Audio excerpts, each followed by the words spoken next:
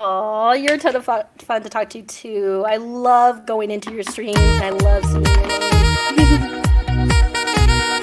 Orphan playing the epic sax guy. I wonder if that's going to be picked up for the bot. What?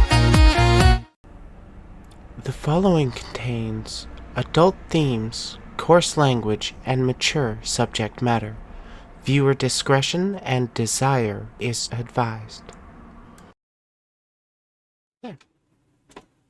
Perfect. I think we're ready to jump into it. So, Yay, let's do it. I'm so excited. let's get started. You want to introduce yourself to everybody? Name, pronouns, that kind of thing? Yeah, hello everybody. I am RootBeerCutieBooty, but most people just call me Rooty. My pronouns are she, her, and they, them. Let's see. I am a young adult living in the United States, and I started like VTubing a few months ago. And I'm also a writer. Oops. Oh yeah. And yeah, I'm a writer. Yeah, I've checked out a little bit of it. Yeah, like see, I actually have some here in my little desk, but because my mom found them when I was little, I would draw pictures and then I would go to my mom and said, "Mom, I need to make this a book. Here's the story," and then she would put the books together. So I've always just loved creating stories, and I also during October, I'm also a haunt actress. I work at a haunted house. Oh, that sounds like fun, actually. Oh, it is so much fun, and it's like like if you're a little weird, it's literally the perfect place because that's what you're supposed to be. You're supposed to be weird and dramatic, so it's like perfect. I love it so much. Yeah, it sounds like the perfect place, especially for weirdos like us. Yeah, it's just it's so much fun. So what platforms were you on? I know you're on Twitch. Do you have anything else that you work on? I am on Tumblr still. I still use Tumblr. Oh, yeah? I'm trying to like work on my YouTube channel a little more. For writing, I have a lot of it published on Gumroad. I have some of it published on Smashwords. Some people are like, "Yeah, you should get a Wattpad." I'm like, "Nah, I don't think so. I don't know. I have nothing against Wattpad. I just don't think it's for me." Yeah, I heard they kind of went in a disappointing direction, but I don't know the full details. Yeah, me neither. So I'm just like, I think I'm good for now. Okay, But I'm actually really, it's like, this is my story. I worked on it. I don't want anyone to steal it, okay? It's like, I want to trust people, but you can't always, unfortunately. Yeah. Unfortunately, that is just part of content creation. Yeah. Like, you see, I also have an AO3 account. I do dabble in fan fiction every once in a while. Okay. I'm just also going to say, people might call me cringe for this. I don't care. I will write a lot of self-insert fan fiction. It's fun. I don't care what people say. It's like, dude, just let me have this. Have fun. Let me have my fictional romances. I mean, I write all my character lore as smut, so do what you want. Have fun. Exactly. And like even I have one that's there's this fandom, it's for a game called Obey Me. And it's like one of the most popular fics, and I'll sit there and like, how the hell did this get so popular? It's really simple and sweet, but I'm like, well, maybe that's just what some people want at the end of the day, just something simple. So I'm really proud of it. That's good. I still get like, oh my god, people like to read my stupid stuff. I'm always so shocked when people's like, I love your writing. I'm like, why? I am very flattered, but I'm always like, you really like this stupid stuff I wrote? I can very much relate to that.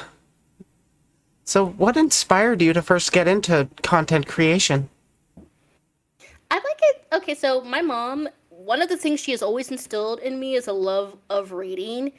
Even today, if I order something and she knows it's books, she'll go, "Did you order books?" I'm like, "Yeah." She's like, "Okay, that's the one thing I'm not going to get angry at you for ordering is books." She will never get mad at me for buying books.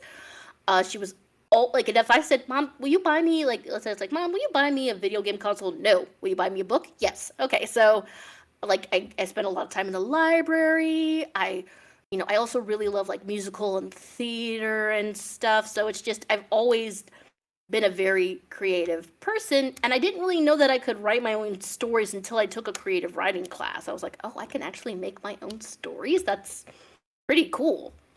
Oh yeah, creative writing is a ton of fun. Honestly, more I people should get know. into it. Oh, I really think so. Because I feel like with writing, I actually feel like with a lot of creative stuff, anybody can try it. And I feel like with writing, anyone can write because writing is so It's so broad. accessible There's to a bunch of. everybody. Exactly.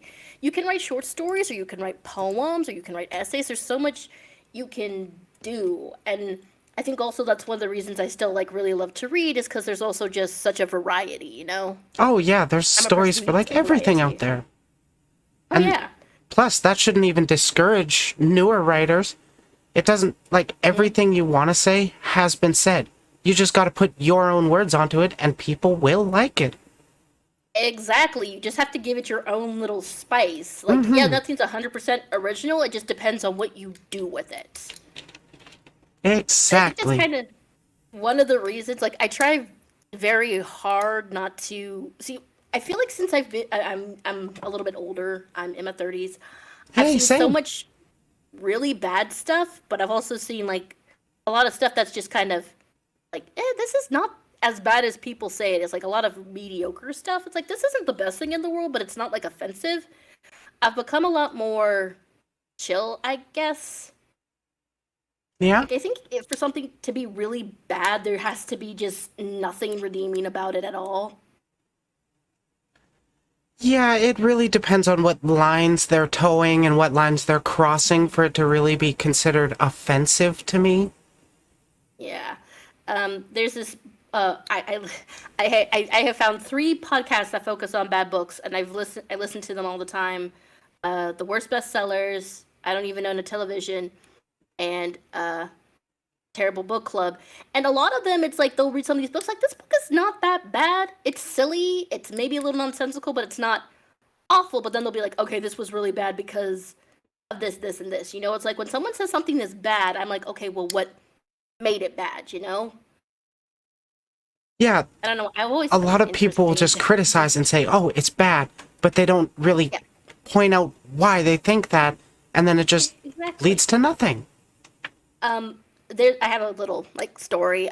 Me and my girlfriends, we see a lot of movies, and we went to see this movie called Valerian, and I think it was like in 1,000 Planets or something. I've And we were seen that. hoping it was gonna be, yeah, and we were hoping it was gonna be good because it's by the director who did The Fifth Element, and that's like a sci-fi classic.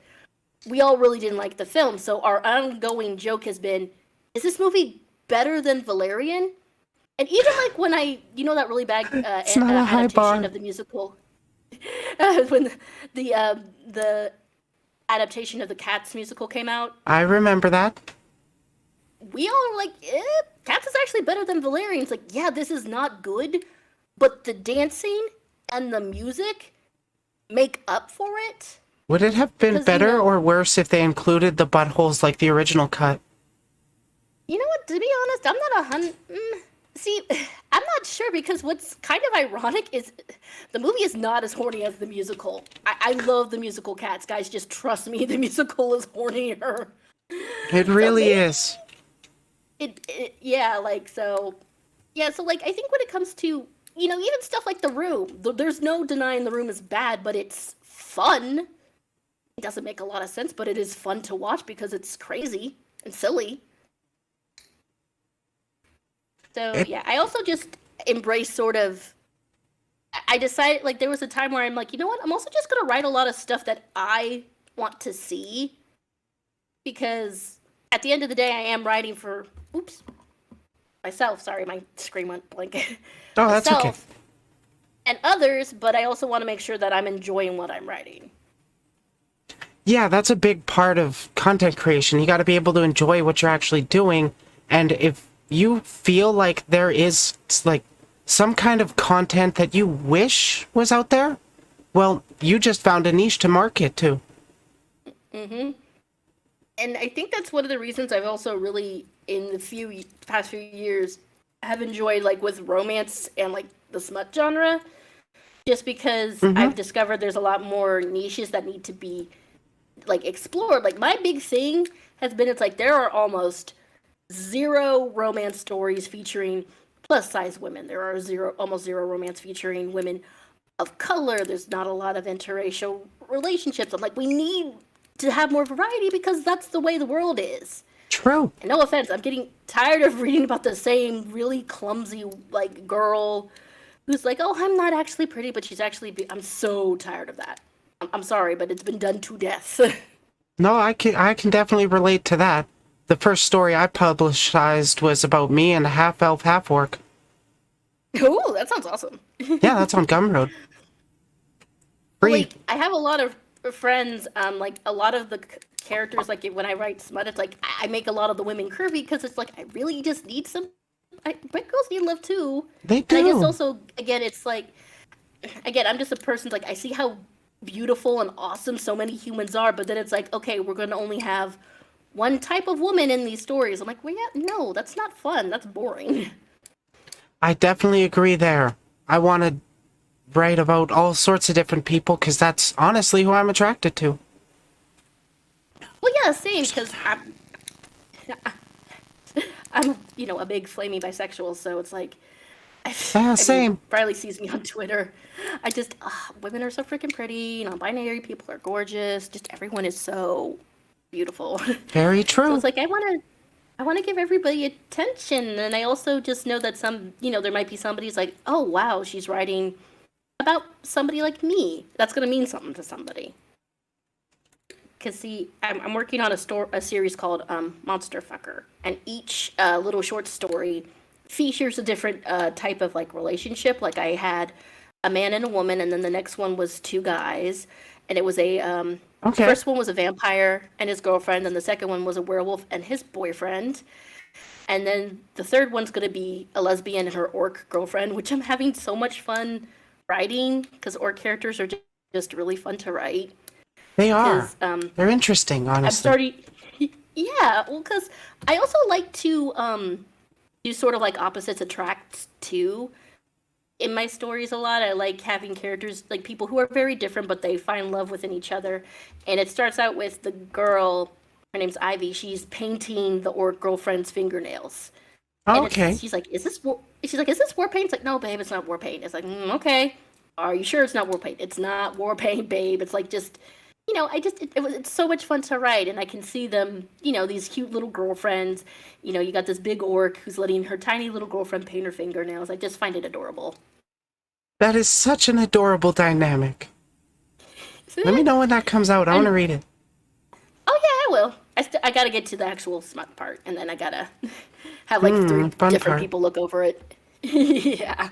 If you want an extra pair of eyes for proofreading, I'm available. Oh, that would be awesome. See, like, it's interesting because the smut part is easy to write, but also sometimes it's really, really hard.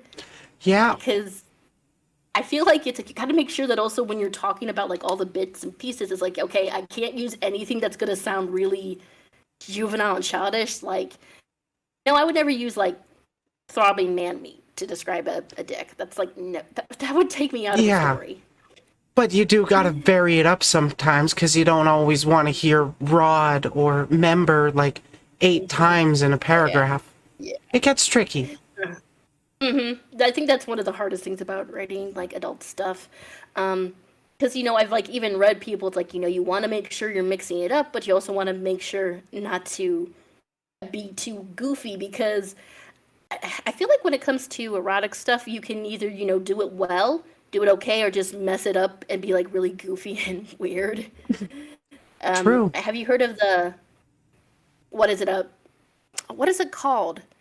Oh, well, it's like men writing women poorly or something. It's a subreddit, and it is a collection of like really. Oh, okay, I should go over that sometime, honestly. Oh my god, we should do it together and just read some of the really awkward ways people write women. Like this one, I'm never gonna forget. It was how he described her breast. It was her breasts were small, laughing things. What the heck does that mean? Small, on her boobs? Laughing things? Yeah, I'm like, if you wanted to say they were bouncy and perky, just say that. I don't know. Like, so I'm always See, another thing also, when I listen to those bad book podcasts, I'll be like, man, my writing's not that great. Then I listen to these bad book podcasts. I'm like, never mind. Yeah, God, it really it's so, oh. changes your perspective. Well, not to mention, there are some. I have nothing against male writers who write erotica, but it's like I'm like I want to sit some of these writers down and be like, guys, have you ever actually seen a woman or her body? Do you understand how it works? Because it's just so bizarre how some of them write. It's so interesting to me. I really do like. See, me and my friend also started a podcast where Oh we yeah? review like, yeah, it's called "What the F Was That." Our first episode was about the music, about the animated movie called Raggedy Ann and Andy: A Musical Adventure. What we do is we kind of look at stuff that's really bizarre, weird. A lot of it is animated, and then we say it's like, does this have any merit? You know, and like the movie itself, I'm just gonna say it. I wouldn't recommend it unless you're like a massive fan of animation, because while it's very pretty, that doesn't make up for everything else. You have to sort of have, like if it would have been better had they, cleaned up the story a little bit. I like to look at things that failed and see like, would there have been a way to fix this? And usually there is. Yeah, Like it with because a lot of Go the ahead. time the one writer will just have what they want in their head, but they don't always have the ideal way to phrase it. That's why other Yeah. writers coming in to help with that really makes a big difference on the quality of the work. Oh yeah. And also like I have had to sort of work with this where I'm working also on a young adult novel, and I started writing on it again because it's like I had to look at it. I was originally going to I have three characters, and I'm like, okay, there's going to be a POV for all of them, but I was sitting there looking at it. It's like, I don't think this is going to work right now. So I just decided we're just going to have one character have the POV, but there's still going to be the two other characters, and they're still important to like the plot. Like, see what it is. It's called Fuzz and Felt, and it's about these three kids who their parents are famous puppeteers. Then one by one, their parents like disappear. They're gonna reopen this puppet museum they started, and Okay. there's this weirdo who's like following them around. Or like, who is this weirdo? And then one day they get a message that says you need to come back to the museum, and they go back to the museum, and like these puppets they grew up with, all of them are like alive. But something's like really wrong with the museum. So I didn't want to send like just one character into the museum by herself. I wanted her to have some support. And like one of the big things is these kids sort of trying to be like, do our parents actually love us, or do they love their careers more? So, I wanted to have somebody who she could talk with who understood her frustrations. But it's just easier to have the POV be one character. Okay, yeah, that honestly, it does make it a lot trickier to bounce around. I tend to stick to focusing on one character or not really focusing on a POV when I'm writing. Yeah. Yeah, and I really also think it depends on what you're writing too. And I think it's like I feel like Hmm. with certain stories you can do POVs, but then some you can't, and like also if you're maybe doing like a script for a television show, you can switch to different POVs in that. Oh But yeah, it for has to sure. also makes sense within the story too. Yeah, It's because like one of the reasons. it can be Go way ahead. too jarring if you're like swapping around POVs too much, but it is definitely Oh possible to yeah. jump between multiple ones. Honestly, most of the best Hmm. stuff jumps between multiple POVs. Oh yeah. That's why like Adventure Time I think is one of my favorite shows. Managed to give all like a lot of characters depth, and some of them you're like, I didn't think this character would ever get any sort of development at all. So yeah, I think it just really depends on what you're writing. Yeah, I was honestly surprised by the depth that Adventure Time actually went into. I know. Honestly, I think Adventure Time is one of my biggest inspirations because I think it's one of the like most perfect, not just cartoons but shows, because it manages to balance seriousness but also a sense of humor and like childlike wonder, and do it so well. That I sometimes makes feel sense. like some people have a hard time doing that. And another big thing about me is, even though I work with a lot of like not safe for work stuff, I also am a big proponent of like, if you're gonna make content for kids, please don't talk down to them. They're not stupid. Yeah, That's I one thing that agree. bothers me so much. I hate that. It's like kids are so much smarter than you give them credit for. Honestly, have you ever heard of the show Bluey? Oh yeah, That I've is seen so many clips surprisingly from that. good. It's like I marketed towards know. toddlers and stuff, but holy shit, it's actually entertaining. Yeah, and it's amazing. Like I've seen clips from it and everything, and I'm like, the people who write this get it. Like they're not, Mm-hmm. you know, talking down to kids. Because I even mentioned that I work at a nursery and I work like with toddlers and stuff.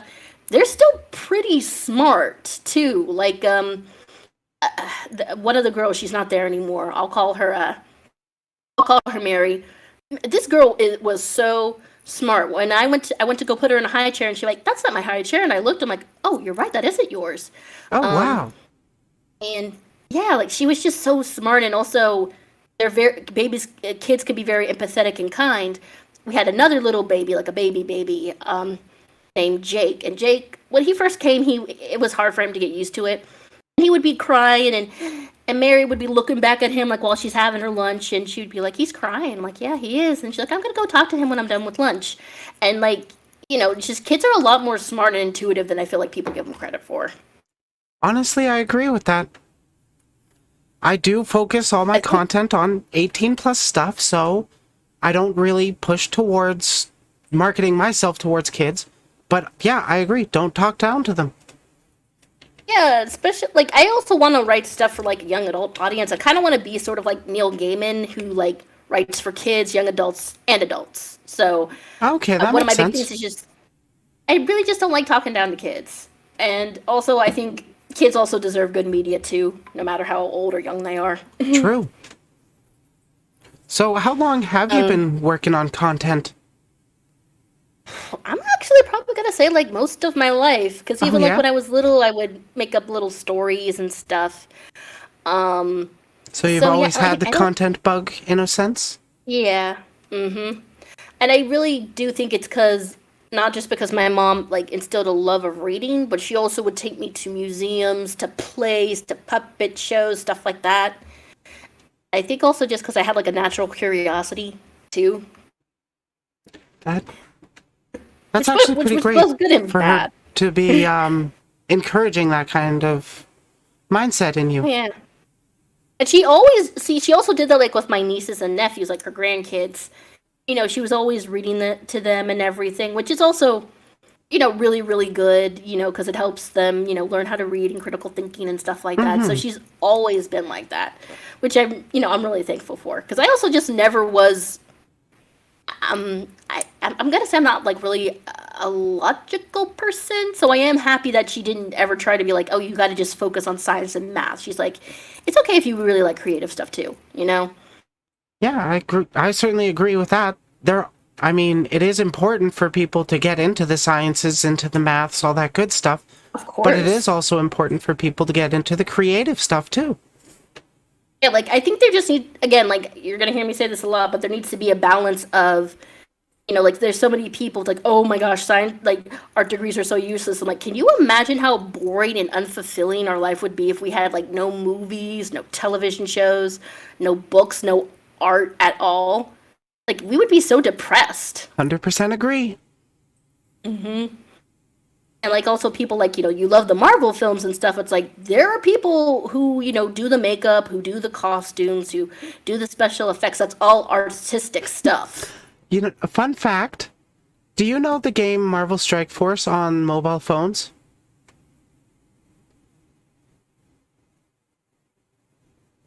I'm gonna guess no.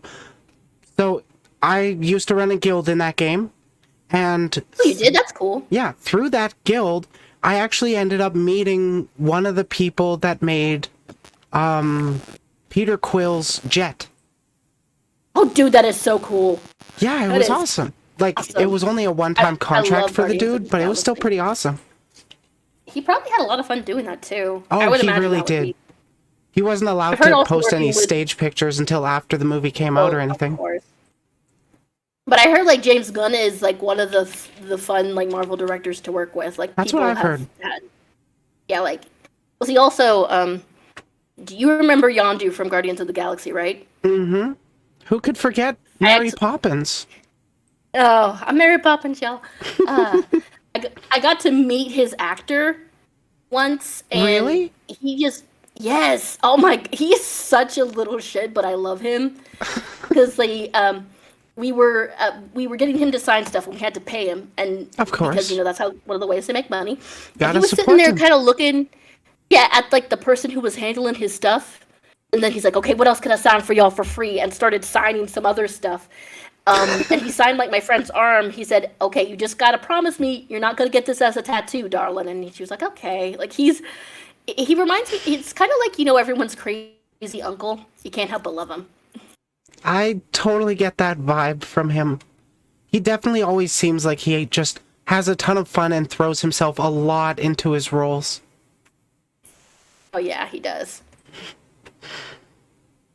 So what is the goal you have with your platform? So this is going to be hard because I feel like I have a lot of different goals. See, what I would like to one day do is sort of have like my own like content company. I would like to have like an animation studio. I can't really draw, but I love animation. I And agree I feel there. like I'm the same. I would I would also really like to sort of make grants for people who are like, trying to get off their feet and trying to be independent, like of a studio or a company, just because it, it is easier in some aspects, but there are some issues with like maintaining, an independent creation. Yeah. Um, so I'd like to try to find ways to help other content creators, just because the struggle's real. The struggle It is doesn't matter. very real. It doesn't matter what you're creating. It can be so frustrating. Mm-hmm. And that's part of why I started these interviews, so I can showcase all the different kind of creators I can get in touch with. Aw, that's so sweet. Let's see. What is something you wish you were taught when you first got into your serious push for content creation? That it's okay not to create every day, and if you like have a slump, that's totally fine. Like the whole saying, Rome wasn't built in a day. Mm-hmm. Your book, your comic, your movie, it's okay. Like if you need to just take breaks. It's totally. I felt like there were times where I felt bad for not writing, but it's like if you don't have the mental capacity to do it, to create whatever, that's totally fine. You're allowed to be like, I can't do this right now. I agree with that 100%. Your health is far more important than your content. Because if you try and just push your way through it, you're going to come out with not as great a product as you could have done if you just take a step back, cool off, relax, and then come back at it fresh-minded, and you'll probably figure it out. Yep. And like also just if you're tired, you're not going to be making like your best work. You're just going to be so distracted because you're tired. Yeah, it'll really be a drain on you, and it'll lead to burnout, and nobody wants that. I want to see everybody's content. Yeah. So basically, like, it's okay if you take breaks, if you don't write or draw in an extended period of time, that's fine. If you're dealing with stuff, just deal with the stuff, and then when you get to it, you get to it. Yep.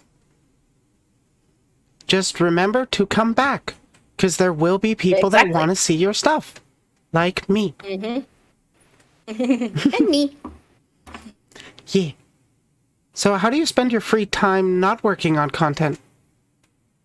Well, of course, I play video games. I love me some video games. They are fun. I also love like to watch movies, and I really love to read. And I also spend a lot of time like with my fiance. Like when we have time, we just sort of like hang out. Let's just sometimes do a thing where it's like we might be just doing two completely different things, but we're like in the same room. We're just chilling. Honestly, I love doing that with friends, just hanging out in the same room. We don't even have to be doing exactly the same thing. I just like spending time with them. Oh yeah, and like that's what I also see. There are times where like with my fiance, see one of my things is I'm really afraid that I might bore him because we are very different people. Like I really love films. I love like the art of films, and I dragged him to see The Shape of Water. And I'm like, oh, that movie was so beautiful. Look at the details, da da da da da. And his response was, it was okay. And then I wanted to see Coco, and I was asking my friends, and he's like, I'll see it with you. I'm like, babe, are you sure you don't really like these kinds of movies? Like, yeah, but I like spending time with you. So even though we don't really always have the same interest, it's nice to just have him around. Mm-hmm. I can relate to that. Honestly, if I'm just spending time with somebody and they're getting enthusiastic about one of their interests that I'm not particularly interested about, me personally, I'll start actually taking an interest in it because I actually like seeing people excited and stuff. Oh yeah. What like my favorite thing to do is I'm a gift giver, so it's like I like to get him gifts based on stuff he really really loves. That's sweet. There's this character from a video game called the Brumok, and I had never seen this creature before, and I'm like, well, I guess I'll get this for him. And he was like, oh my gosh, it's the Broom! Like he was so happy. He's like, yeah, I love it. And so yeah, if That you're also going sounds to be my super friend, sweet. just heads up. I talk about my fiance a lot. I talk That's to him okay. about my fiance a lot. This interview is about getting to know you. That's what we're here for. What's the biggest project you're currently working on? I think it probably would be Fuzz and Felt because, well, see, I planned a lot of stuff out. Like, my idea is when they get into the museum, they're going to spend some time there. And I wanted to have, like, not, like, different characters that they run into. And even one of my friends suggested this really great idea. Like, there's a room full of just disembodied puppet parts. And, they're like, okay, we just got to go through this room. And then as, like, they're walking, some of the parts start to move and come alive and try to get them to stay and stuff. So it's been really interesting also just because I have an interest in puppetry as well. My personal hero is Jim Henson. So it's been interesting also doing some research and getting inspiration from other puppets to be like, what can I kind of use to describe how my puppet looks, It's like when you say a puppet, there's a lot of different types of puppets. There are marionettes. There are full-body puppets, like a Big Bird. There are itty-bitty puppets. If you've ever watched Fraggle Rock, there are little puppets that you can control, the doozers. The doozers are, like, controlled by, like, a remote control because they're very, very tiny. And to get them to move, it's just easier if you have a way to, control them. And there are puppets that you use as like rods and stuff, like, so it's been really fun and also just interesting to be like, how do I describe this puppet? Like, if I say it's just a full body puppet, what does that mean exactly? Yeah, And most people aren't going to understand that. Yeah, because again, see, like I said, also where I live, we have like the largest puppet museum called the Center for Puppetry Arts. Oh, really? Oh yeah, and it's like it was one of my favorite places growing up, and I still love it. So sometimes, if I go there, I'll go to the little museum area they have and look at the puppets, and learn like about the different types and about the ones from around the world and get inspiration. So yeah, that one. It's also been like I've had to sort of also do a thing where it's like, okay, I need to fix the pacing of this. I need to like originally, I didn't have the creepy guy following them around, but I'm like, you know what? I was having them get to the museum too fast, so it's like, I need to have some more weird stuff happen. If we have this random dude just staring at him and not, like, saying anything, it's like, okay, who is this guy? And then he shows up in the museum, we'll be more scared. I wanted to add a little bit more, I wanted to add more mystery, Yeah, because it's like... that'll be a little unsettling, not gonna lie. See, and also, this is, like, my first big horror piece I've written. And horror is something I got into later in life. I didn't really grow up with horror, because when I was younger, I was really scared, but now I'm not anymore. So I also want to make sure I want to have, like, see, I've discovered with myself, I don't mind gore and horror, but if that's all that there is, I get uninterested. So I want to sort of focus more on the mystery and like psychological stuff. Parents. Thrillers. Yeah. Yeah, so, yeah, there's, like, I've been, I've even from watching horror or even playing horror games, I recently played the first chapter of Poppy's Playtime, and, I was like, oh, this is actually pretty scary, and it's because of how they set up the anticipation of meeting the first character, Huggy.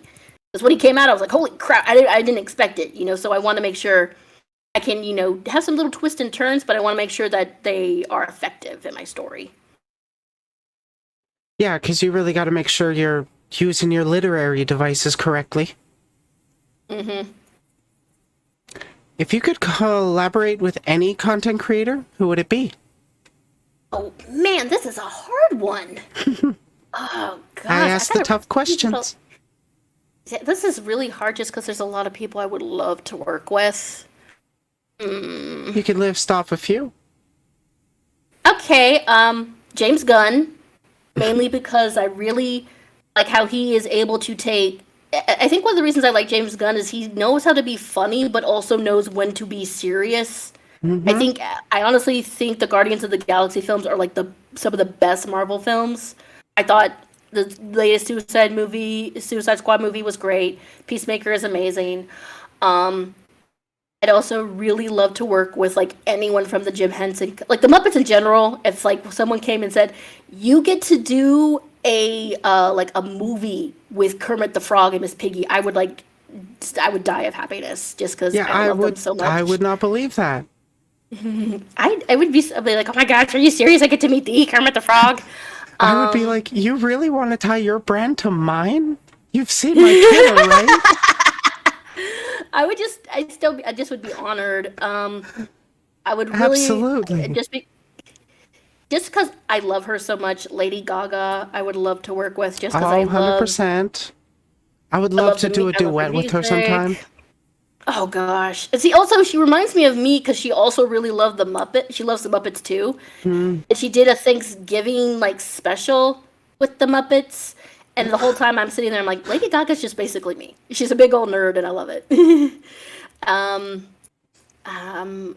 Try Guys from YouTube. I love the Try Guys from YouTube. How did I discover them? Oh, I discovered them doing the Try Guys Try Extreme underwear. And it was funny, but I was like, these guys. It's not just the fact that they're secure, but they're so comfortable with each other. They're almost naked. And they're they got their butts out, and they legitimately don't care that they're we're with our friends, we trust them, they're really smart and clever, and I love them so much. And I love how I see one of them, Eugene Liang, he's gay. He kind of comes off as sort of like the mean girl, but he is just a big goofball like the other ones. So I love them so much. I love the Try Guys. And last one, Rebecca Parham from YouTube too. She's a animator. I don't think I've heard of her. I love her so much. She's also a musical nerd, so I love that because I'm also a musical nerd. So she'll be she'll drop references to musicals. I get it. She's a really good storyteller. I highly recommend her. I really hope one day I can do a video with her, or I would like to meet her at VidCon. Hopefully one day. That would be pretty sweet. It was such a hard question. Oh my gosh, there's still so many people who I'd love to collab with. Where would you want to see yourself in 5 years? In regards to your content. Well, for my Twitch channel, I'd like for it to be steady, have a steady schedule and a steady audience. And I'm hoping in 5 years, Fuzz and Felt will be either done or almost close to done, because then I want to start on the process of publishing it myself, and that I feel like I have to do a lot of research on, just because when you do independent publishing, there's a lot more you got to do. So it's I want to finish that and then focus on the advertising and the social media and all that stuff. So I'm hoping in 5 years I'll be done or close to done with Fuzz and Felt. That is a really long project. Wow. Well, see, the thing is, I'm hoping, I've said, it's just sometimes, since I do work at a nursery, as things sometimes get really crazy. Recently, one of the little girls at the nursery had COVID. So it was really, we were trying to figure out, I had to go into work a few days on my days off just because we didn't have enough people and stuff like that. So, I don't know exactly what's going to come up in life. So it's I'm hoping in 5 years down the road, Fuzz and Felt will be done. If, it takes a little longer because of real life stuff, be it. Yeah. Because real life stuff can really get in the way. Oh, yeah. Do you have a favorite music genre? Oh, God. This is a hard question, too, because I legitimately listen to everything. I listen to pop, rap, country, heavy metal. I listen to like EDM. I listen to dance. I just my dad always says my like taste in music is eclectic, which is true. I just if a song is good, I'll listen to it. You and me both. I've got 1,400 songs on my Spotify playlist, covering just about every genre. Yeah, same. See, my fiance introduced me to a band called Sabaton, and it's a metal band, and they you sing found about them. like, yeah, and I was like, oh, I really like this, Their and bass is so good. I think this was maybe the first time he had seen me like listening to metal, and like, you see, like I said, me and my fiance were kind of also like opposites attracts. I'm shorter than him, and I'm also very, I guess you could say I'm very girly. I really love pink. I really love like cute things and stuff. But I'm sitting here like rocking out to metal, and he was just looking at me, and I was like, "What?" He's like, "I never imagined you would be into metal." I'm like, "Well, if it's good, it's good." Yeah, if it's a bop, it's a bop. Yep, exactly. What song would be endlessly played on loop in your personal hell, though? Oh gosh. Okay. Let me see. There's this. I don't know who wrote this song, but I call it the Pick Me Boy song. It's about like I'm jealous because there's this girl I ain't with, and it's more along the lines of it sounds like the dude is complaining. I'm like, just shut up and move on, please, for the love of God. She's not dating you. Get over it. Yeah, I can relate to that. That's not my favorite kind of music either. But I Yeah, I mean, don't there like are no countries that slaps, so. That is true. I love a lot of old school country, like Johnny Cash, stuff like that. Mm-hmm. What skill would you say has taken you the longest time to improve? I would say, I think the skill of taking criticism. It took a while for me to get better at taking it because sometimes I would just get a little defensive, but then it's like, well, if I'm asking for critique and they're giving it to me, it's sort of childish and rude for me to be like, oh, you're wrong. So I Yeah. feel like also when you're starting out, especially as a teenager, it's like, how dare this person say something like this? But also, my description and my wordiness, I used to be like, oh, if I have more words, it's going to look better. It's like, no, you don't need to be so wordy. You can Yeah, have like, sometimes words can be too many. I will say that people who can read like the Lord of the Rings books are the real MVPs because I took one look at that book. It's like, I'm not going to be able to do this. Because J.R. Tolkien is a genius, but his books were very wordy. Like, he had to say who this person was related to and then go on a tangent, not about the character he just introduced, but who the character is related to. And it's too much. It's too much. Oh, we got a question from chat. What metal bands do you listen to? Because you Okay, had I got a mentioned few. Sabaton. Yes, I listen to Sabaton. Hang on. I gotta look at my metal list. There's one I discovered on TikTok called Scene Queen. I really like. We listen Nice. to Powerwolf. Oh my god, I love you. Demons Are a Girl's Best Friend is my theme song. My fiance suggested Beast in Black, which I really like. There's another one. I think their name. Oh, Korplani. I think they're from the Netherlands. Yeah. I think. Somewhere in that area. My friend suggested Psycho Stick. Yeah, my friend suggested Psycho Stick, and I really like that. Psycho Stick, they're a classic. Yeah, because so again, since I am a big old bisexual, I really, really, really like boobs. I'm a very simple woman, and one of my friends suggested the song Korpiklani are Finnish. Thank you, Solaris. Oh, they're Finnish? Okay. Yeah, and they're saying they love Ailstorm. I do too. Oh yeah, the song "Fucked with an Anchor." That's like me and my fiance is like, that's like our song because when it comes on, we'll just start singing it at the top of our lungs. But The song Magical. Because Boobs by Psycho Stick, I was like, this song was literally written for me and also for my fiance. Because I sent it to him, he's like, sounds like a song I would sing to you. I'm like, that's true. So, yeah. And I'm also always down to discover new artists as well. I do listen to some of the popular ones, but like not on like I've listened to some Slipknot here and there, but it's more along the lines of like if it's, good, it's good. Yeah, I but try you're not not and following not bands specifically because of that band for the most part? yeah, like I think Spotify does a good job of recommending me stuff, and it's like, oh yeah, this is good, or oh, I'm not really the biggest fan of this. Yeah. I kind of want to be able to understand what they're singing about. I mean, there are some of metal singers who they do scream, and I can still understand them. So it's like I just want to be Like able to Death understand Clock. the lyrics.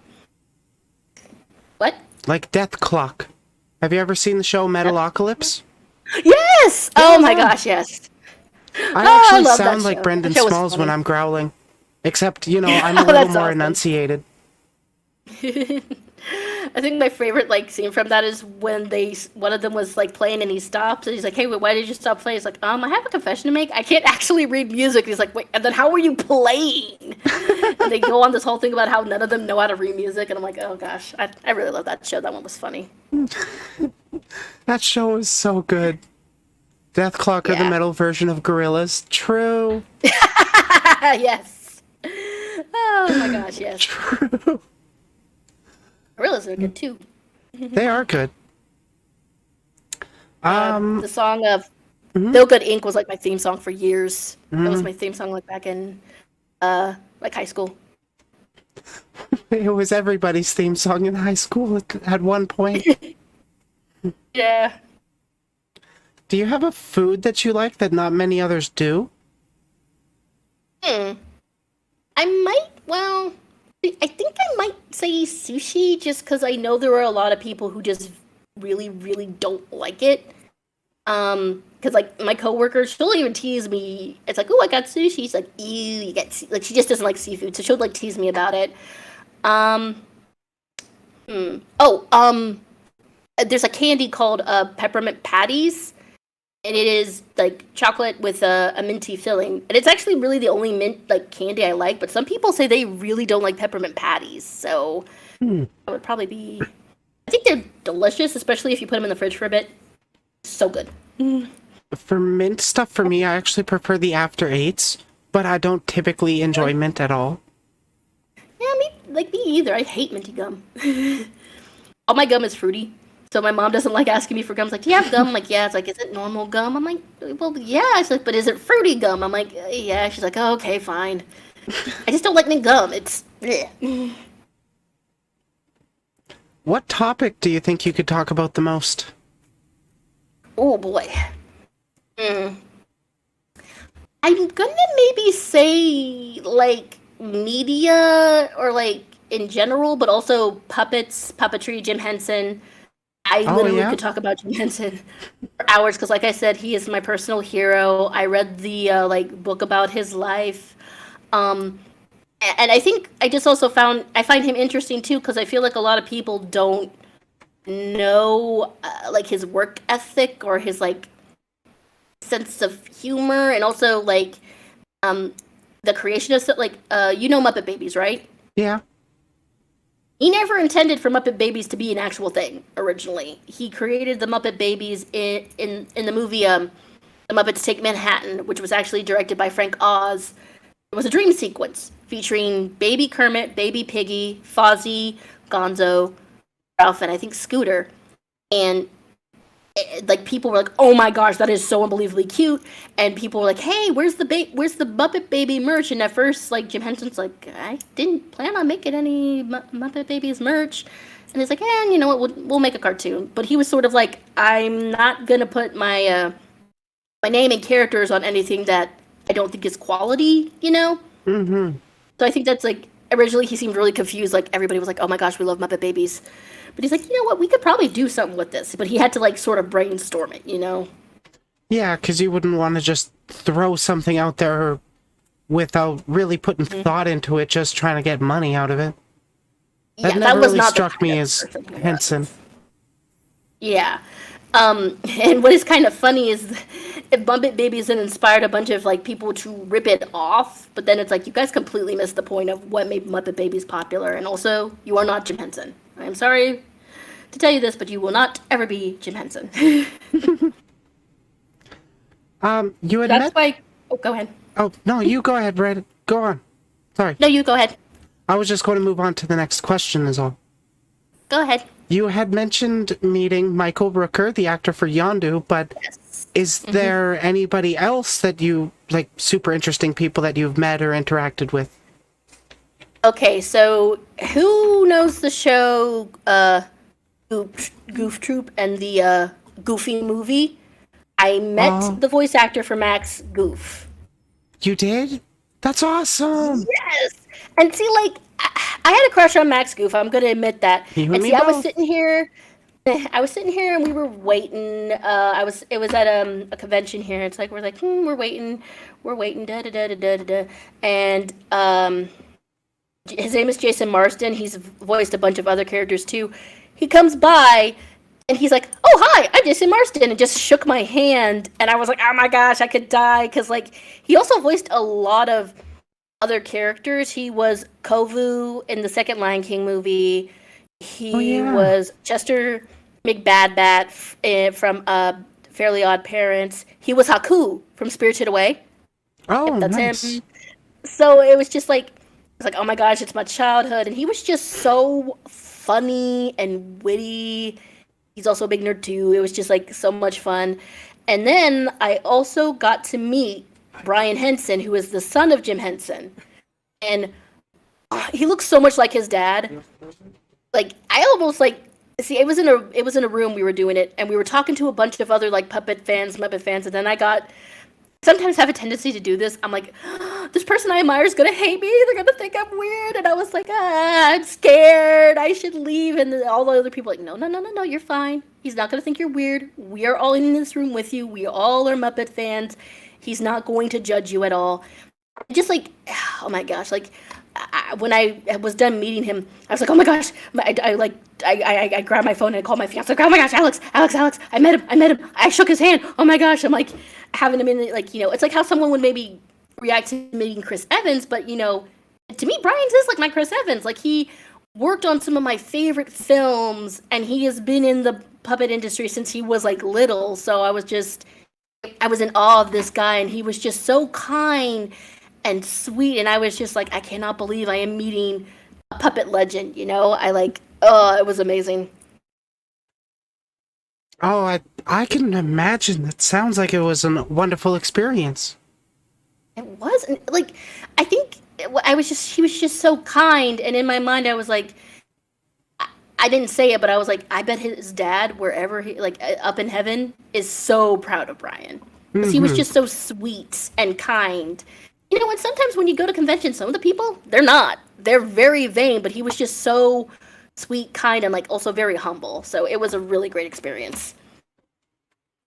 Yeah, it's nice when you can have those kind of interactions with people. Like, I had a very friendly interaction with Stephen Blum. Oh my gosh, you met him? I met Spike Spiegel. Oh, that's awesome. That's awesome. He actually I've heard signed he's my actually shirt. Great. He's super friendly. Like, he I've was heard he's selling really great. autographs for pictures of the stuff he's voiced and all that. But I was like, here's $10, here's a marker, sign my shirt, please. And then I wore that shirt until that faded off so proudly. Like, if I go to get somebody to sign it, I'm going to wear it off. Show people. Yeah. Oh, totally. I've heard nothing but good things about him. He's like a very kind person, and he's also like, again, very humble. Like that's my big thing is I'll meet some of these people who've been in the industry, and they're just so. I think what's interesting to me is like, there's all these voice actors who I love and adore, and so many of them, it's like, I'm still so humbled that I have a fan base. And I'm like, well, you've been like the voice of really iconic characters. You've been the voice of characters that have been with me throughout my childhood and stuff. But I think it's nice to see. Yeah, I will say probably meeting Michael Rooker is still like on my top, just because I was also again nervous to meet him. And when I came up to him, my friends were like, "Hey, this girl right here, she needs a hug." He's like, "Well, come on down, darling." And he gave me a hug and said, "What's your name, sweetheart?" I'm like, "It's Nicole." He's like, "Are you having a good time, Nicole?" He's also just okay. If you ever meet Michael Rooker, he's gonna flirt with you. Ooh, I This like man that. is a massive flirt. Like even James Gunn has said, "You're such a flirt," and he goes, "Well, everyone deserves to be flirted with." And it's a bunch of pretty girls, and he was like, "Oh, this is like the," and he was making comments like, "Oh, this is the best day of my life. Look at all these pretty girls." He's just, oh, it was so much fun. He has such great energy. I do hope I get to meet him someday. Eventually, I do want to do con tours again. I missed conventions so much. He was also in The Walking Dead. That's how I met him. They were like little mini Walking Dead conventions. So he usually is there. That's how I met him. Who did he play? He played Merle. He played Merle, right? Merle Dixon. Yeah, Merle. I remember Merle. Like I watched the first couple, 3 seasons maybe, but I didn't really keep up with it. But I remember Merle. Yeah, he's Daryl's brother. Yeah. Norman Reedus' character. Who I really also would like to meet, but when I went to the convention, I couldn't even see Norman at his table just because there was such a long line. I was like trying to see, like, Norman, are you here? He's like super popular now. Yeah. Did you ever see Boondock Saints? Yes. I met Sean Patrick Flannery, but Norman Reedus was booked, so I couldn't meet him. That's still pretty cool, though. Yeah, he was very friendly, too. A lot of the people that I've met through conventions that way. I think those are the two big ones I've met, aside from, unless you want to count Takahata 101. Oh, that's cool. I would love to talk to him. I bet it'd be fun. Oh, he is such a blast to talk to. Wait, I just remembered. I met Little Karibo. You did? A long time ago. Yes, and oh my, that guy. I don't know how this man is so naturally funny and charismatic. He's such a sweetheart. I don't know. And he was really nice. And again, it was like, oh my god, here's the thing. Even though he's not, I don't know if he's still doing anything, but like, if you meet, I think he's Little Karibo. Mm-hmm. Is he still doing stuff? I think he's slowly still working on stuff, but there is IRL things getting in his way. Mm-hmm. And, well, just the thing is, he made, for those of you who don't know or who have never even heard of it, he just made this little, thing called the Yu-Gi-Oh! Bridge series, and it's literally it's like a staple of the internet, like of internet history. And he also had a very small role in Dragon Ball Z Abridged as, what was the name? Frieza? Yeah, he was Frieza. Mm-hmm. Really good voice actor, honestly. He is. And he's always been so funny. He, did the Leather Pants music video that it was like a Lady Gaga parody featuring the characters of Yu-Gi-Oh! And, yeah, I'll still it's like if I get bored and I need something to watch, like I'm gonna go watch Yu-Gi-Oh! Bridge because I haven't done that in a while, and I still really love it. So like when I met him, I was just like, again, I was so awed just because he was so nice and sweet and genuine. He really is, honestly. I actually found out after I got a photo with him that he struggles with a lot of social anxiety. Oh, so yeah? I actually felt really bad about the photo I got because we got a photo together. I was in cosplay and I was cosplaying as the Masked Man from Naruto. So I had like a solid mask on with like an inch little hole over one eye that gave me tunnel vision. And we were standing together. I could see his thumb sticking up. So I give a thumbs up. And then I get the photo after he's taken off. And I see he's doing finger gun pointing at me, and I'm doing a thumbs up. Oh.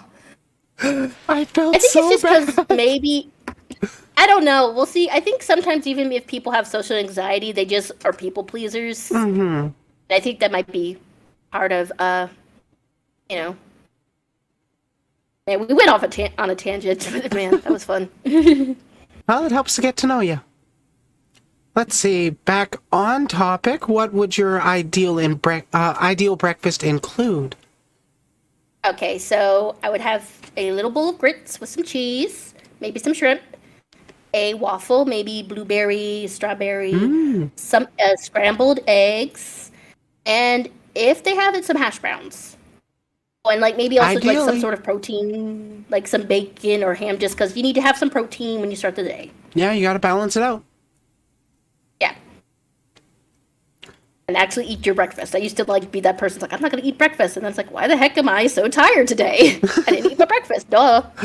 I don't eat breakfast. Who can afford that these days? If you could have lucid dreams, what would they be about?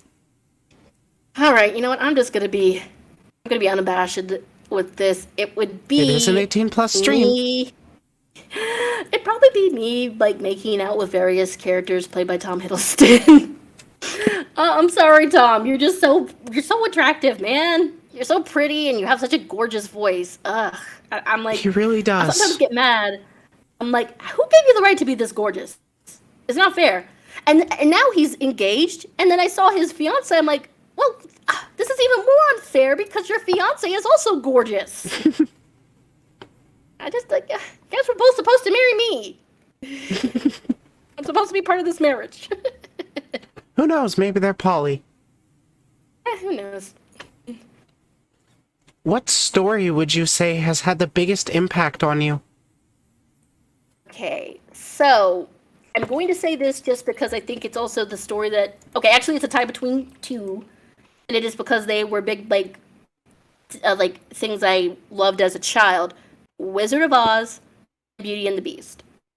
I was obsessed with Wizard of Oz as a child. It was called Woz. I couldn't say the whole thing, so I called it Woz. I had a Okay. Wizard of Oz birthday party. I would watch that movie religiously. I'm surprised our VHS copy didn't break. I like know the words to the songs. I know all this stuff about the behind the scenes, and I also know about the source material because for those of you who don't know, Wizard of Oz was actually based off a book. There are a series of books that are set in Oz. And that's another thing I could talk to you about for days is just the world of Oz in general. And also Beauty and the Beast for a few reasons because I've always tried not to judge people, because just because somebody, doesn't look like a quote unquote normal person doesn't mean that they are not, worthy of love and respect. But I also think this is where my obsession with mysterious monsters came from.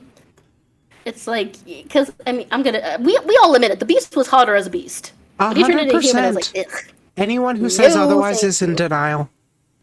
Yeah, it's like, who is this? Like, there's this TikTok going around about how it's like featuring Belle and the Beast when the Beast turns human, and Belle's like, Beast, where did you go? Beast, where'd you go? And I'm like, yep, that's how I felt. It's like, who is this dude? I don't like him. I want my Beast back. I was literally So, yeah, it's confused like- the first time I watched that movie as a child. Oh, I actually recoiled, I think, because I was like, ugh. Because he doesn't look like the Beast, so it just threw me off. Like Naveen from Princess and the Frog looks the same as a frog and as a prince. Like it's still he's still got like his swagger, but not the prince and Beauty and the Beast, unfortunately. Yeah, they were like literally two different people in Beauty and the Beast. But yeah, I don't really consider myself a furry. I guess furry light if you consider succubus hybrid or something. Probably. I'm just a monster fucker. Yeah, probably. Yeah, same here. Like, I mean, when I saw Shape of Water, I'm like, this movie was literally made for me. It's like I should watch it's it, like huh? Guillermo del. You need to. It's so good. I feel like Guillermo del Toro was like, I'm gonna give all the ladies and all the gays and all the all the bisexuals and all the monster fuckers what they want. I'm like, this is a movie that was made for the monster fuckers. Because like, I gotta make a there's note. this one. What was that There's called this again? one scene, Shape of Water by Guillermo del Toro. It won the Oscar, I believe. And see, it features a woman who is mute.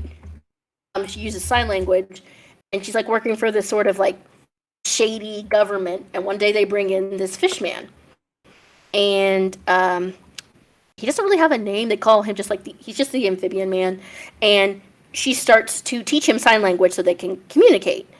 And she falls in love with him, and they're like, like they're planning to sneak him out of the facility. But Octavia Spencer's in it, and she's best friends with the girl, and she she asks the girl Eliza. She's like, so because Eliza was smiling because there's a it's not, I mean, they don't really show it, but it's obvious that she and the fishman got it on. And Octavia Spencer's character asks her, it's like, how did it work? And Eliza just starts, like, she puts her hands together, opens it up, and then makes like a rising motion. And that scene cracks me up every time because then Octavia Spencer copies the motion, like, like I don't know. It's just it's so emotional and sweet, and also like has those really good emotional moments. And the acting is amazing. The casting is also good. Michael Shannon is like the villain, and oh my gosh, he's so good in it. I love Michael Shannon. I look forward to actually watching this. This sounds like really good, honestly. Mm-hmm. Discord watch party. Also, who's in? Yes. Also, for those of you who are in the know, Doug Jones, who is a longtime collaborator with Guillermo del Toro, he is the fish man. And some people's like, that I don't know who that guy is. Yes, you do. Did you guys ever watch the movie Hocus Pocus? He's Billy Bones. He's the zombie who was once Billy Butcherson is his name. I'm sorry. He was I think a lover of Winifred. And I saw Hocus Pocus once when I was like 8 or something. Mm-hmm. He's the zombie. Billy. He was also a Butcher. Billy Butcherson. No. He was Hellboy in the original Hellboy movies. He was Abe Sapien. He's kind of known for like Carl being Urban. in like suits. Oh, the actor's name is Carl Urban. No. The actor's name is Doug Jones. What? I searched Billy Butcher actor. Billy Butcherson. Ah. Doug Jones. Yep. He's like known for being... yeah, that guy. Yep. He's one of those guys that you've seen his work, but you might not know him by name. You just don't know his... Yeah. I just love him because whenever I don't know, like whenever he's in something, I'm always happy just because he gives it his all. And he also is just really good at doing like creature work, you know? That's just his specialty because he's so good at it. And he's worked with Guillermo del Toro a lot. He was also in Crimson Peak. He was in Pan's Labyrinth. So, yeah. Yeah, he's actually been in quite a few things. Mm-hmm. He has a really impressive history. Mm-hmm. So, what would you say you rebel against? Ooh. Assholes. A good fight to fight. See, I've noticed, and I think it was because I was raised on books, I rebel against, I don't want to say like authority, but like people who, I don't like people who abuse their power. I don't like people who try to lie to others and use them for selfish gain. I don't like authority who use their power in the wrong way. Like if someone who's like trying to hurt others because they want something. I hate those types of people. I can relate. I am not a fan of unjust hierarchies either. Yep, to say the least. It. Yeah, and also like if someone says like a big thing to me, if someone says leave me alone and you don't leave that person alone, I hate those types of people. Then I have like zero sympathy for when like they like face some consequences. It's like they told you to leave them alone and you didn't. So it's your own fault. Like if there's a student getting bullied and the student getting bullied asks the teacher, hey, can you get this person to stop shooting spitballs at the back of my head or whatever? And if the teacher says deal with it and that first student, I don't know, picks him up and throws him across the room, that was justified because they didn't get any help that they asked for. Oh wait, there's one thing I also rebel against. Fashion rules. They're stupid. Fashion you rules? Can't, if you're a big girl, like they'll say, oh, if you're a big girl, you can't wear stripes. Big girls can wear whatever they want. Oh, if you're over 30, you can't wear cutesy stuff. Yes, I can. I look I'm good over in 30 and I wear super cute stuff. Yeah, it's like, oh, you can't be like older and like golf club. Yes, you can. Dude, as long as you're not hurting anybody, wear whatever you want. Okay, Exactly. as long as you're not hurting anybody, or and also just make sure it fits. Make sure it complements your beautiful body. I hate fashion rules. I think they're stupid. I rebel against them. I will wear what I want. Screw you. What would do you wish is illegal? Ooh.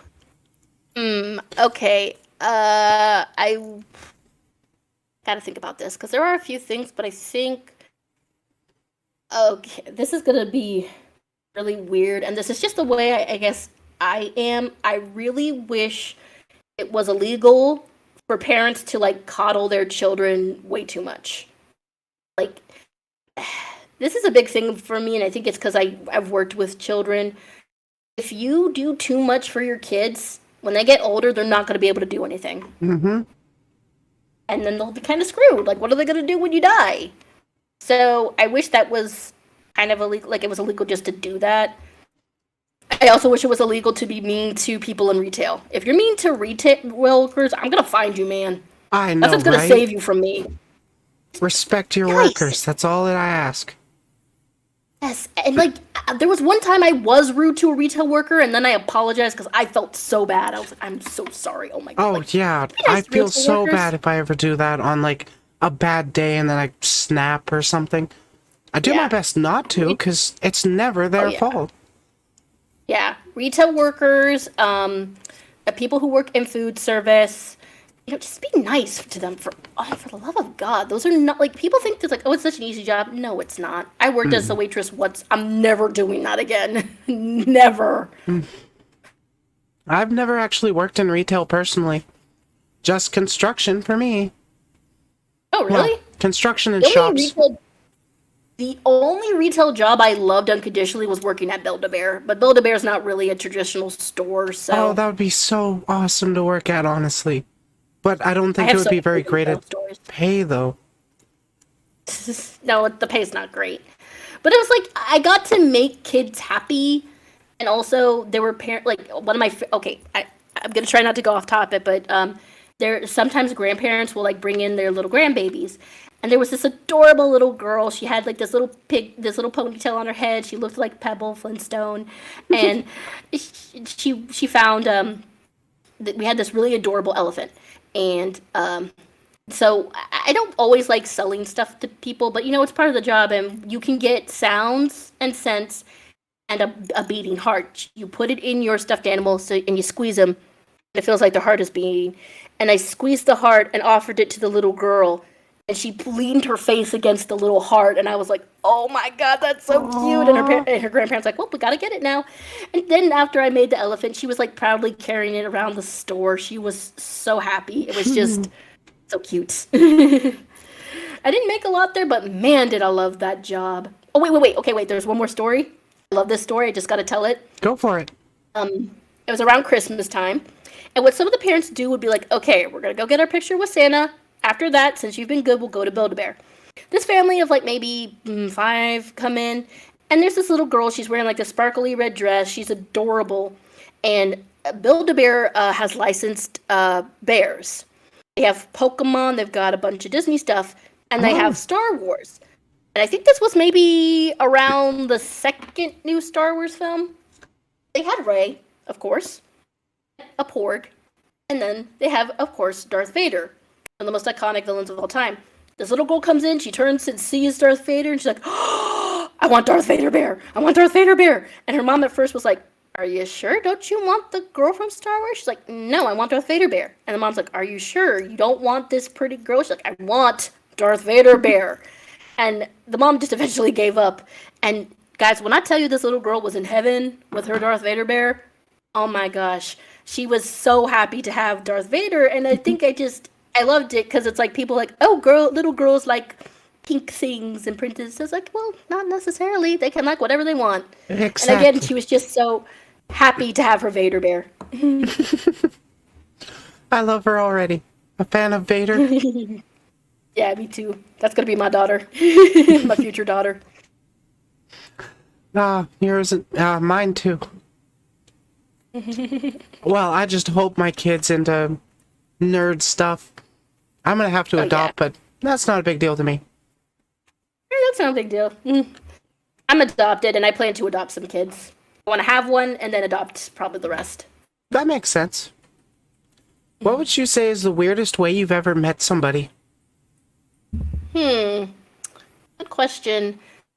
I would maybe say how I met my fiance, just because I never. So the two of us, we both worked at a Publix a long time ago. That was his first job, and one of like I think it was like my third job I ever had, and I worked in the deli. And for those of you who don't know what Publix is, it's a shopping. It's a grocery store here in where I live in the South. Oh, okay. I was curious about that. Yeah, it's not. It's mainly in the South. I don't think it's anywhere else. I've never heard of it. And yeah, I was working in the deli, making sandwiches and and getting people fried chicken and cutting meat, and cheese. And if you work at Publix, you get a discount on food, and that includes the subs. And Good. I might be a little biased because I worked there. The Publix subs are good. We use boar's head meat, and boar's head is like the primo meat. So my fiance would come every day to get a sandwich. Now I try very hard to be nice to everybody. I'm like a genuinely friendly person, and according to him, he was actually nervous, just like you were so nice and sweet. I was afraid to ask you out. And see, when people said, "Oh, Alex likes you," I was like, "No, he doesn't." I didn't believe it at first. Then he eventually finally asked me out. But see, one of my coworkers also said, "Nicole, you were pitching woo." I'm like, I was doing what? He's like, "You were pitching woo." It's like, I didn't pitch nothing. He's like, you guys are gonna get together. I bet you are. And like, it kind of seemed like everybody wanted him to ask me out. And at first, when he asked me out, I didn't have a reason to say no. I didn't dislike him. I didn't know him that well, and I was like, oh, what if we don't have anything in common? But then it turns out we're both huge nerds. But according to him, he was extremely nervous. He's like, what if she says no? She's so pretty. I've never asked a girl out. And then, surprisingly, we're still together. I thought he would have gotten tired of my ass. I can be annoying. How long has it been? It's been like 8 years. Oh, We are wow. finally going to get married next year. We were originally going to get married in 2020, but COVID happened. But like, this has been the longest relationship I've been a part of, and I just see like, I think I'm always like, I'm surprised he's still here. I'm really surprised he's not annoyed with my ass. But he's also kind of like, I'm surprised you're still with me. I'm like, why would I leave you? Like, he's a really sweet guy. He's one of the hardest working people I've ever met in my life. He is very, very loving. So it's like, why the heck would I leave you? So it's like, I never thought I would meet like the love of my life at a grocery store while I was working. And I never thought I'd meet mine on Craigslist of all places. But here we are, What? 8 years later, too. That is amazing. Mm-hmm.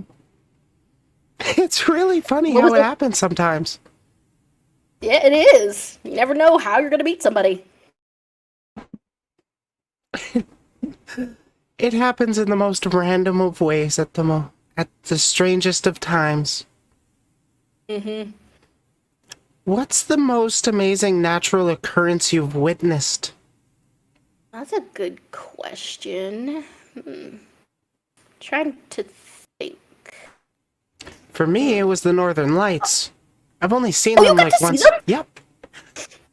That's In awesome. certain spots here in Canada, as long as you're outside of the city or a little more up north, you can totally see them. That's pretty cool. They're very beautiful. And so is just the night sky when you're away from light pollution. It's honestly so different. I think probably for me, I think it's like we had a blood moon here once. Just looking at it, I was like, that is so eerie yet beautiful. It's Because like I think I'm always in awe of how interesting and weird nature is. I'm like, nature, really you can do is. you. You're weird, but I love it. I think I've seen like a blood moon, like an actual blood moon once or twice, and it looks photoshopped. But it's literally there in the sky. Yeah. We also have a lot of deer where I live. Oh yeah? My thing is, one time I was going to work and I opened the door and there was a deer, and the deer just, it was like, looked like eating some, and then it like picked its head up and looked at me. And I just kind of stared back at it, and then all of a sudden, two babies came out. Two little baby deers came out from behind it. And I was like, oh my gosh. Like, I was afraid to move. I was like, I don't want to spook them. And I just, like, the mom was just staring me down, like, she's like, you gotta protect her babies. But it was just so, it was such a magic moment to watch the mom and her kids. Yeah, it's always a special treat to see families out in nature, whether it's deer or bear. Oh my God, one time we used to live as a kid out in the foresty areas. So there was lots of hills, there was lots of trees, and one day my mom was making a pot roast, and a black bear got the scent. Came right oh my up, gosh! Yeah, right up to the patio window door, where it's just a glass door, and actually stood up, put his paws on the window. My mom had gotten a picture, but he never broke the glass and just kind of walked away. So she was really like, I just want to see what you're cooking.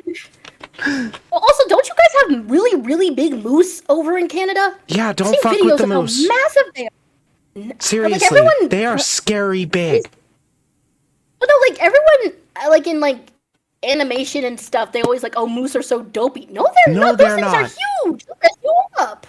They can swim. It's like, oh my gosh. Oh my gosh. I remember watching this video of someone who was in Canada, and they were taping a moose that was running beside the car, and I was just sitting there like, okay, if I ever go to Canada, I gotta stay away from the moose. Yep. And if you're driving and there's a moose on the road and you can't slow down in time, don't slow down. Oh. You're going to hit them in the legs, they're going to roll over and hopefully not damage you, but your car's going to get fucked up and they're going to leave. Oh gosh. Yeah, the moose will be fine. You'll be fine. It will so be fine. That'll be an inconvenience for a moose. That could kill the driver. Where I live, the main thing you gotta be careful with is snakes, because we have something called a copperhead snake. Oh, you guys got copperhead? Jesus. Yes. I'm never gonna forget this. I was a kid. There was this old man. He stopped his car, got out of the car. There was like what was it? There was a shovel line beside on the side of the road. He grabs it and like he took it and like slammed it on the ground. I'm like, what did he do? Me and my friend go over. There is a copperhead that is detached from its body, and this thing was so pissed off. It started attacking its own body. All the kids are around it and we're like, what is it? And the old guy's like, that's a copperhead. You gotta stay away from him, kids. Like, it was also such a southern moment. It's like, this only happens in the South, but he was like, kids, you gotta stay away from these copperheads, and he told us like how dangerous they were, and it was fuck? That's scary. Like, again, you gotta be careful of them too, just because you might not see them. So if you're in the South, look out for copperheads. You can tell which snake is a copperhead by the way their heads are shaped. That's how they got their names. Mm-hmm. Stay away from copperheads. And be very careful if you hear a rattling. Fun fact, we actually have rattlesnakes in Canada. Oh my gosh, really? Mm-hmm. But they're only located in like a specific part of Canada, so you don't need to worry too much. Yeah. We also have some brown recluses here in the South, but it's also like specific places. You gotta be careful of. Yeah, I think for the only pseudo-deadly spiders, we got the brown recluse and black widows here in Canada. And most of those are out in the forests. Yeah. See, the thing is just with the South, it depends on where you are. There's a lot of like rocky, hilly areas, and there's also like a lot of farms here too. So that's, I feel like, where you would probably most likely have to be careful. Yeah, where there's a lot of trees, the spiders will hang out. Oh yeah. Would you ever try space tourism if given the chance? I probably would. I've always had a fascination with space, especially the moon. For some reason, I feel really drawn to the moon. So if someone's like, hey, you want to visit outer space? I'd be like, yes. Because it's another thing where I just would be in awe of its beauty and majesty. Because, man, space is so gorgeous and amazing. It really is. I feel like we take it for granted. You know what? I think it might have been because when I was little, I loved the Magic School Bus, and there was that one episode about where they went into space. Mm-hmm. I remember that episode. Yeah. I forget the redheaded kid's name. The one that always should have stayed home. Arnold, yes. Yeah, Arnold taking his helmet off on Pluto has been burned into my mind since I was a child. Yeah, and the thing is like in real life he would have died. I remember when his cousin was like, yeah, it would have been bad. You know, yeah, like his cousin even says, "Arnold, no!" And she was being like really selfish and wanting to keep her stuff. As soon as he does that, she grabs him and runs to the bus. She's like, "We gotta get back to Earth." And I was like, "Oh, geez." It was like, it's a show for kids, but man, that scene is messed up. Yeah, I did not expect that. Nope.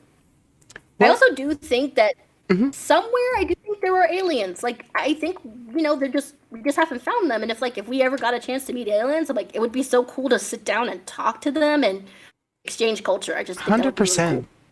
Like, the universe is way too big for there not to be other life out there. Yeah. It's just too big for us to really get in contact with each other yet. Yeah, I just think they're too far away.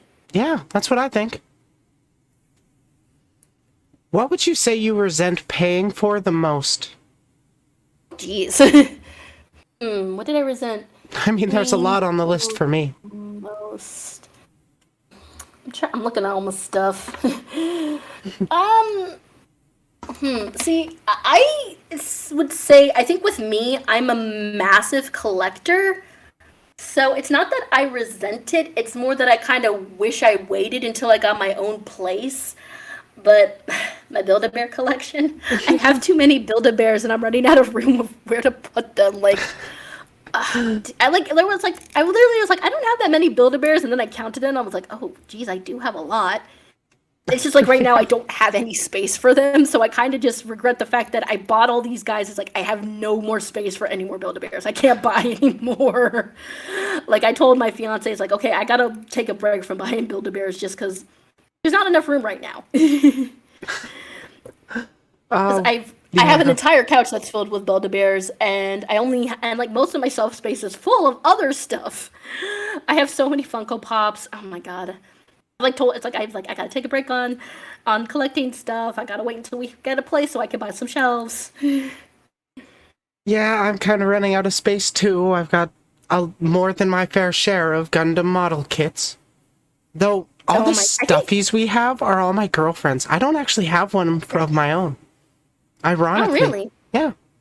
See, I think that's one of the hardest things about being a nerd is just, I feel like all nerds like to collect something. So you want to make sure you have enough space for everything. See, my fiance also said, you're never getting rid of any of your collections. And he's like, why? It's like, well, you spend so much time gathering it, and you obviously love it, so I'm not going to let you get rid of it until, unless we really need to. Yeah, I'm kind of the same way. I don't want to really downsize unless I literally have to. I get attached. Yeah, me too. And I like having my collection. It makes my area feel like it's mine. It feels like it's my place. Mm-hmm. It certainly helps feel a little more personable. Yes, exactly. That's it. And I'm also I am very proud of my collections too. I'm proud of all the stuff I collected. I'm like, this is mine. I collected it all, and here it is. That is honestly the one nice thing that I will say about my time working at EA Games. You could bring in your different nerd stuff. Like, I had a model kit or two at my shelf, even though I was only there for like 6 months. Oh, wow. What did you do there? I worked on QA. I was live QA support for EA UFC and FIFA. Oh my gosh. That must have been exhausting. Not really. UFC was actually a ton of fun for me to work on. FIFA was exhausting because I don't care about soccer. Yeah, I feel like... Well, also, it's just like you were support, right? Like people would call you if they had a problem or something. No, people. I will admit, post their complaints onto forums or anywhere on the website or anywhere on the internet, and then we had a squad of people that would be scouring the internet, finding bugs, putting them into a system, and then I would be going through the system. Oh, I think I can try and replicate that bug, and then just keep going through it. If I figured it out, I would put a video Wow. of doing that, and the devs would fix it. Oh, okay. So you didn't see, I feel like when you said support, it's like, oh, you probably got a lot of angry people being like, why can't you fix this? But that actually sounds pretty interesting. Yeah, it was actually pretty interesting. Working on UFC was personally a big highlight for me because I am actually a fan of combat sports. I love fighting, but I never really get much opportunity to do it. So when I got the call that day, it was the release date of EA UFC. I was on my way home Dude, from a that's different awesome. interview to go home and play that game with my buddy who already picked it up and pre-ordered it. So I That's ended awesome. up working on it that night on a different console. That is so cool. It's funny how that worked out. But I'm probably not going to be getting back into the games industry. At least not in the near future. Yeah, I have a feeling the game industry is kind of exhausting. Like I know it's a fun industry and it's great, but it also can be really like time consuming and exhausting. Crunch culture is not good. Crunch culture is killing us. Gotta get rid of it. Well, it looks like we've touched on basically every one of my questions. Been going for an hour and a half Awesome. now. Awesome. Yeah.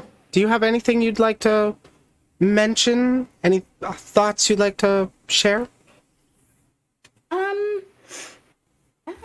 can't really think of. Oh, wait. I'm waiting. I did want to say, just like we had mentioned earlier, if anyone is listening, if you are someone who, is a creative person, just please remember to be kind to yourself and take breaks.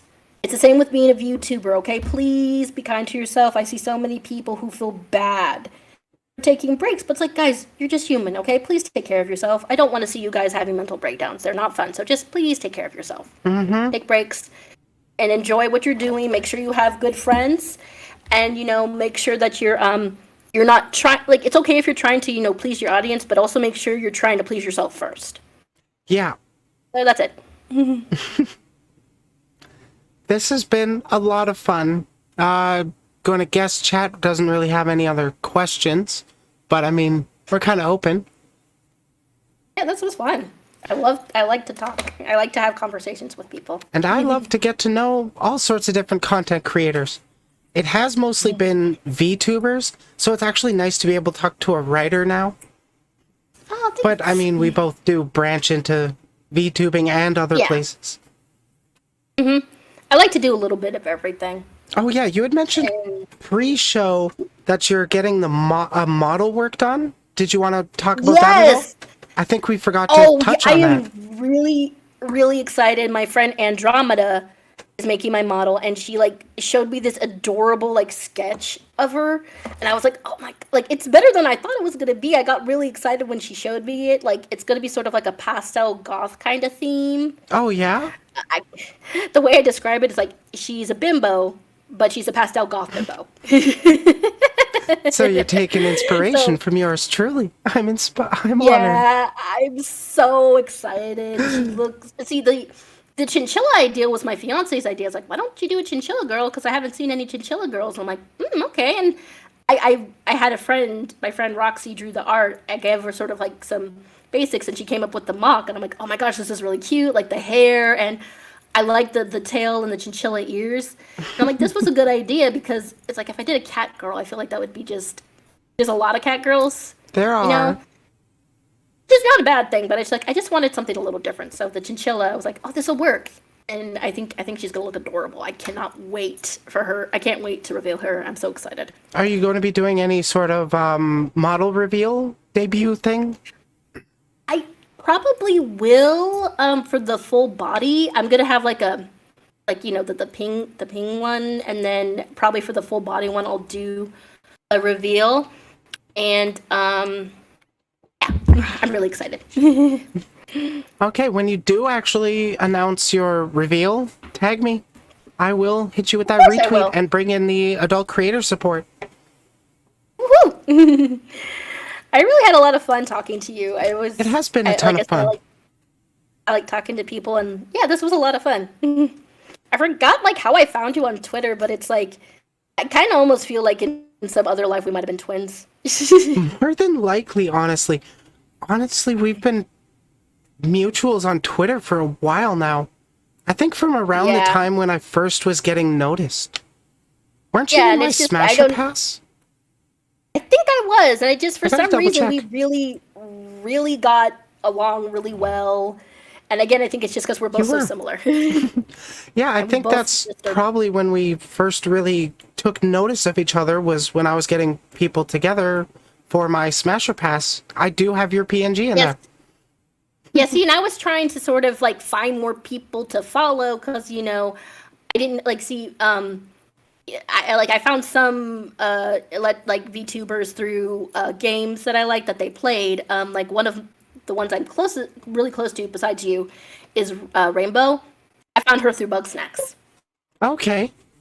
because I love that game, and she was having trouble. So I'm like, hey, this is how you capture this one, Bug Snacks, and she's like, oh, that's how you do it. And then I started hanging out with her and her friends, and it got me like really excited to be a VTuber because I'm like I really love this community. Like so far it's been pretty great. Honestly, for me too, it has for me too as well. I think I've only gotten honestly a tiny amount of hate. Like Yeah, the hardly any. only It's funny.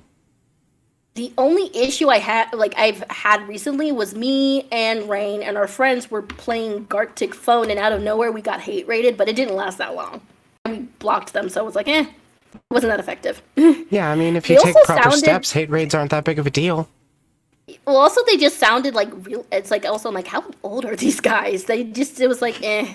I think it's because again I've been on the internet for so long. It's like I've grown a thicker skin, so I was like, eh. I was Yeah, more confused. I was like, what the hell is happening right now? like I've only been hate rated once, and it was a follow bot hate raid of like 10 people that immediately got removed from my follower list anyways.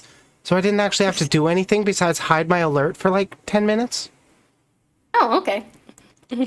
Also, Yeah, question from chat. Do you have any before the year ends goals, Rudy? Oh, me? Yeah. Okay. Let me think. This is a personal goal. I would really like to try to pay off like one of my credit cards. I That's also a good have a goal. personal goal of getting back into working on my face. One of the reasons I'm a VTuber is just because I've always dealt with acne and I have some scarring, so I'm trying to get back into doing my facial routine. But I also would really like to finish the third installment of Monster Fucker. I'm hoping to finish that one. And then if I finish that one, I'm gonna do the fourth one, and then I have to decide on which monster is gonna be in the relationship. Like that's another thing. It sometimes takes me a while because it's like because I've done a vampire and a werewolf, and I'm doing an orc. I want to also do different types of monsters. So it's like I sometimes will ask people, like, what kind of monster should I do next? Because I want to. Another thing about like monster fuckers is like I do love me some vampires, but like again, I need some variety. What other monsters could we have sex with? Well, I know a certain succubus that wouldn't mind being written about. A. Hey! Thank you for that question, person in chat. Any Orphan, other thank one? you. Looks like that was the only one. So before we actually fully wrap this off, do you want to shout yourself out again? Yes, I am RootBeerCutieBooty on Twitch and Twitter. And like I said, I am working on getting my YouTube back up. If you would like to find the stuff I've written, I have a Smashwords. My handle there is Violet Monroe, like the color violet, then like Monroe as like Marilyn Monroe. And then I'm also on Gumroad. That is where my not safe for work stuff is. It's the same name there. Okay. Do you have a link tree, or can you send me all your different links? I can send all my links. I need to make a link tree. It does really but honestly yeah. help. That's me.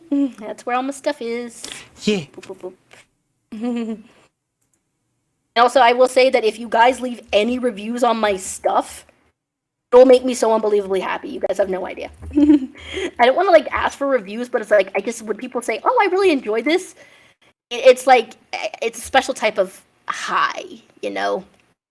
Yeah, like I put out a video on voice training tips for practicing voices because, I have a pretty good range. And there Dude, have been how did you do that? years and years of practice. There have Holy been comments that crap, are like, that's holy shit, thank you for the tips. I can't believe it. And I'm just, it's amazing. I love the feeling. Yeah, I really do, I like it when people say, "Oh, I liked this," or "Wow, this was good," or it made me, yeah, like it made me think of something. Like, yeah, so if you leave a review on any of my stuff, you guys will have like my undying loyalty. Good to know. Alrighty. Alrighty, that this it? has been a ton of fun. You are It more has than been. welcome to hop on to any of my streams, as long as I'm not interviewing somebody else. But I Of love course. having company, and you're a ton of fun to talk to. Oh, you're a ton of fun to talk to too. I love going into your streams. I love seeing your names. Orphan playing the epic sax guy. I wonder if that's going to be picked up for the VOD. What? I had a sound alert playing for epic sax guy that was actually drowning you out. Oh. Whoopsies. Oh yeah, before we actually boop off. The curse of the long names. No, my shout out isn't working properly. Because, like, it does the chat shout out to give you to give them your Twitch, but it's supposed to have an overlay on the stream itself that plays a random clip. Oh. And think if I you only didn't have have a one clip, clip. it would just pop up with an overlay of just, I like, do your know I profile do pic. have one clip because it was when I was playing Poppy's Playtime. I forgot what I said. I made this like I guess really weird noise or something. And one of my friends found it funny just because it was at the part where Huggy Wuggy comes out. I was not expecting him, and I was like, oh God. Like I started making all these like weird noises, and like also when I sometimes get really scared, I make like kind of fanciful curses. And, like another thing is I like when I play, if it's a game where I'm like being chased by somebody, I always say we're not friends anymore. Like that's my thing, is like I keep saying we're not friends anymore, and I kept saying Huggy, go away, I don't like you, we're not friends anymore, Huggy, leave me alone, Huggy. When I get upset at people, I always just say, like, unfollowed. But then I'm still following them. I'm just playing. Yeah, I always do that, but like Orphan because I followed. was also You got a new friend. and I oh hey, thank you, Orphan. When I was playing the first Five Nights at Freddy's game, that was what I kept saying like to Chica and Bonnie. I'm like, Bonnie, we're not friends anymore. You need to give me some space. I'm gonna call somebody and stuff like that. But like, yeah, so that's what I do. Like when I get like annoyed or scared, it's like we're not friends anymore. I'm just kidding. It's honestly real fun to play up that kayfabe, fake mad. All right, so are we good? Yeah, I believe we are. I imagine we can just keep going for hours and hours. We could. I do unfortunately have to get to more IRL stuff. I want to keep talking though. Tomorrow. Pardon? We could always talk again sometime, but We I gotta work 100% tomorrow. can. I gotta go see my babies. I gotta be 100%, or they will run me ragged. Yep, you should do that. We have one who just learned how to walk. Oh But he's getting dear. into everything. Yeah, and he is fast. Oh, they usually get excited for being able to walk. Yeah, he's like, ooh, what are new stuff I can get into? So yeah. But I had a lot of fun. Thank you for having me. Yeah, this was tons of fun. Bye Alrighty. to people in private chat. Bye bye. Take care.